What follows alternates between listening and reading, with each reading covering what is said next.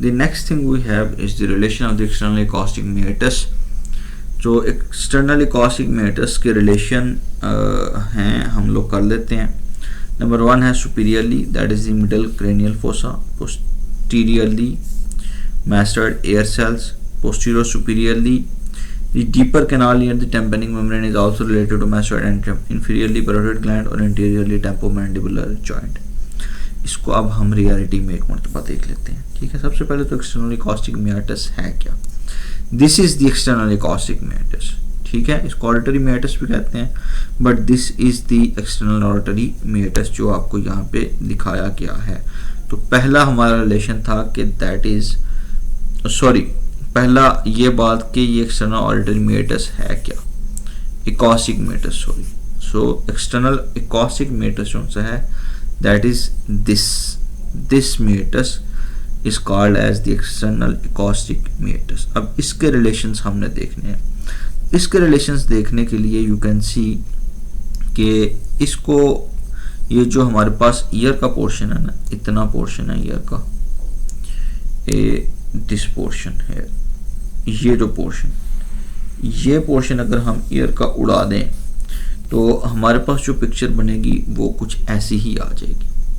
ठीक है, जो ऑडिटरी meatus है वो इधर से शुरू होगा अगर इस कार्टिलेजिनस पोर्शन को निकाल दिया जाए तो इसमें आप देख सकते हो कि अगर ये हमारे पास ऑडिटरी meatus है तो इसके बिल्कुल superiorly this is the middle cranial fossa.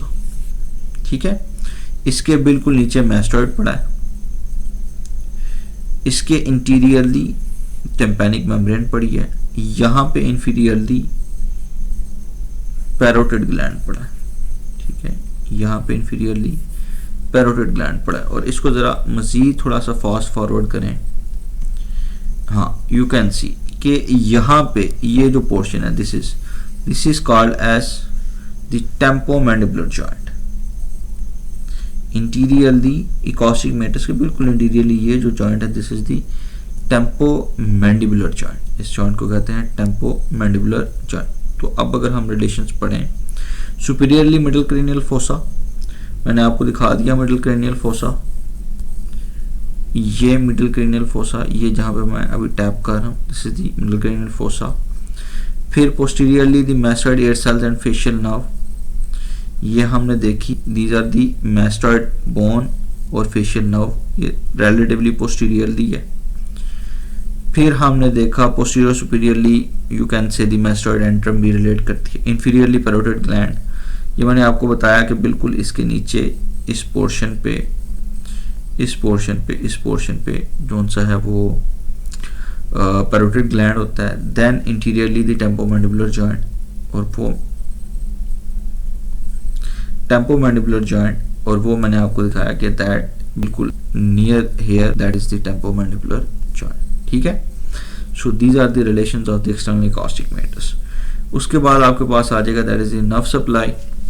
Nerve supply के लिए we will proceed towards the Dhingra. हम लोग ढिंगरा को देखेंगे, उसके बाद हम इसकी जो नर्व सप्लाई है वो देखते हैं. Okay, this is the picture.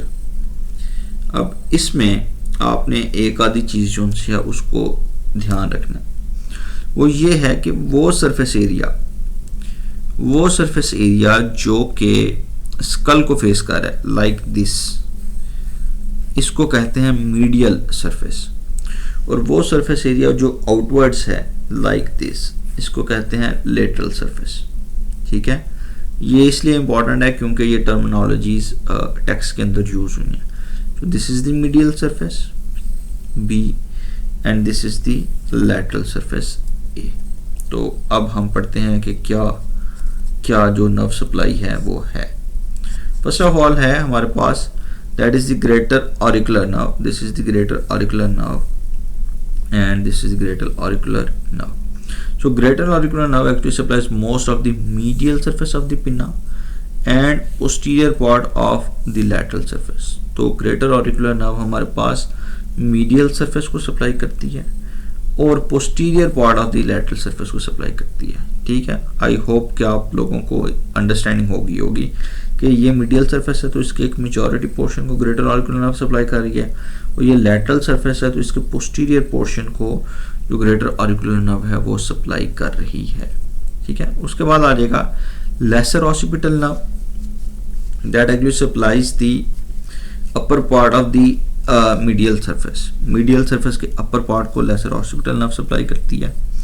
Next we have is the auricular temporal nerve that supplies the tragus, crux of the helix and the adjacent part of the helix. So auricular temporal nerve ये है हमारे पास, we know this is the crux of the helix, इसको supply कर रही है, tragus को supply कर रही है। ठीक है, उसके बाद auricular branch of vagus nerve, ये है auricular branch of vagus nerve, ये सप्लाई कर रही है conchas को, these are our conchas। इसको थोड़ा सा हम साफ कर देते हैं।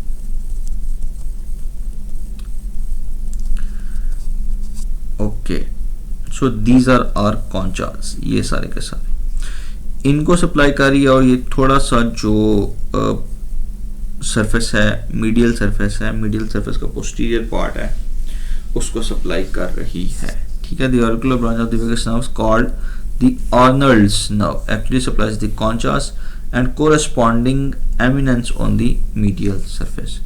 लास्टली है हमारे पास the facial nerve which is distributed with the fibres of the auricular branch of the vagus nerve, supplies conchas and retro auricular groove. तो वेगस नर्व, सॉरी, जो फेशियल नर्व है वो वेगस नर्व के साथ ही supply देती है इन branches को। ठीक है, हमारे पास auricular branch of vagus nerve है जो कि कॉन्चस को सप्लाई कर रही थी CNX, और साथ में फेशियल नर्व है that is the 7th cranial nerve. तो इनकी डिस्ट्रीब्यूशन ऑलमोस्ट सेम है। यू कैन सी हियर कि 7th क्रेनियल नर्व और 10th क्रेनियल नर्व जोन सी हैं वो कॉन्चास को सप्लाई कर रही हैं, और इनकी कोरिस्पॉन्डिंग जो एमिनेंस है मीडियल सरफेस पे उसको सप्लाई कर रही हैं।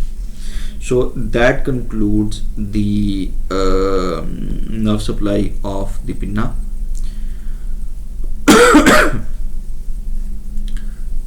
ठीक है, इसके बाद हमारे पास है नर्व सप्लाई।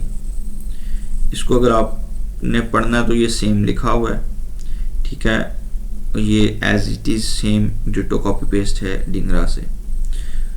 उसके बाद एक्सटर्नल ऑडिटरी कैनाल है। एक्सटर्नल ऑडिटरी कैनाल की nerve supply, external auditory canal को आप लोग इमेजिन करें जस्ट लाइक अ फनल, इस तरह एक फनल होती है। उसकी एक इंटीरियर वॉल बनेगी, एक पोस्टीरियर वॉल बनेगी, एक रूफ बनेगा, एक फ्लोर बनेगा। तो इंटीरियर वॉल और रूफ को सप्लाई करती है ऑरिकुलर टेम्पोरल, पोस्टीरियर वॉल और फ्लोर को सप्लाई करती है auricular branch of vagus nerve, और पोस्टीरियर वॉल को सेंसरी फाइबर्स जाते हैं through the auricular branch of vagus nerve. ठीक है, बस ये सारी चीज़ें याद करने वाली हैं, इसको आप याद कर लें। इसके बाद है टेम्पैनिक मेम्ब्रेन। टेम्पैनिक मेम्ब्रेन के अब दो पोर्शन है, एक इसका लैटरल सरफेस है और एक इसका मीडियल सरफेस है। लैटरल सरफेस को फिर इंटीरियर हाफ में डिवाइड किया गया और पोस्टीरियर हाफ में डिवाइड किया गया है। तो लैटरल सरफेस को सप्लाई आ रही होती है ऑरिकुलर टेम्पोरल नर्व से और वेगस नर्व से, और मीडियल सरफेस को सप्लाई करती है ये 9th क्रेनियल नर्व। ठीक है, तो इसकी आपको मैं एक पिक्चर दिखा देता हूँ, ये बड़ी अच्छी पिक्चर है ये। ठीक है, so as you can see कि हमारे पास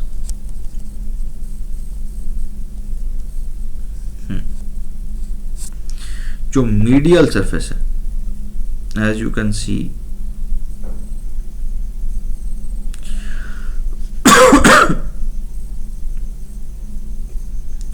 ये जो हमारे पास पिक्चर है ये this is the lateral surface. ये सारी की सारी जो सरफेस है this is the lateral surface, और इसकी दो हिस्सों में डिवीजन है। ठीक है, this is the lateral surface और इसकी दो हिस्सों में डिवीजन है। This is the interior portion and this is the posterior portion. तो इंटीरियर पोर्शन को सप्लाई करेगी ऑरिकुलर टेम्पोरल नर्व और पोस्टीरियर पोर्शन को सप्लाई करेगी auricular branch of the vagus nerve. अब जो पोस्टीरियर पोर्शन है उसको सेंसरी सप्लाई आती है वाया फेशियल नर्व। ये निगार पे नहीं लिखा हुआ लेकिन ये मतलब एक इम्पॉर्टेंट चीज़ है। ठीक है, so interior part of the lateral surface that is supplied by auricular temporal nerve, posterior part supplied by auricular branch of the vagus nerve, sensory fibers आते हैं facial nerve से। अब इसका जो मीडियल पोर्शन है टेम्पैनिक मेम्ब्रेन का, उसको supply करती है 9th cranial nerve। अच्छा, एक बात जो मैं आपको बता दूं कि टेम्पैनिक मेम्ब्रेन के मैंने बताया था 2 सरफेसेस होते हैं, ठीक है। लेट्स सपोज कि अगर ये हमारे पास ईयर है, this is the ear, comes kidney, तो this is external auditory canal, और यहाँ पे है हमारे पास टेम्पैनिक मेम्ब्रेन, ठीक है।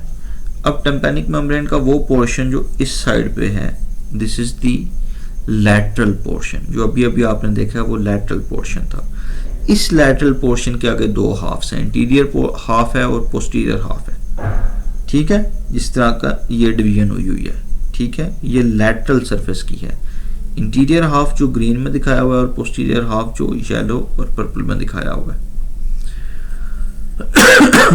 और फिर वो टेम्पैनिक मेम्ब्रेन का हिस्सा जो मिडल ईयर की तरफ है, टेम्पैनिक मेम्ब्रेन का वो हिस्सा जो मिडल ईयर की तरफ है, that is the medial surface, that is the medial surface of the tympanic membrane, and that is supplied by the tympanic branch of the 9th cranial nerve, also called as Jacobson's nerve, ठीक है, that is also called as Jacobson's nerve। So that concludes the nerve supply of tympanic membrane।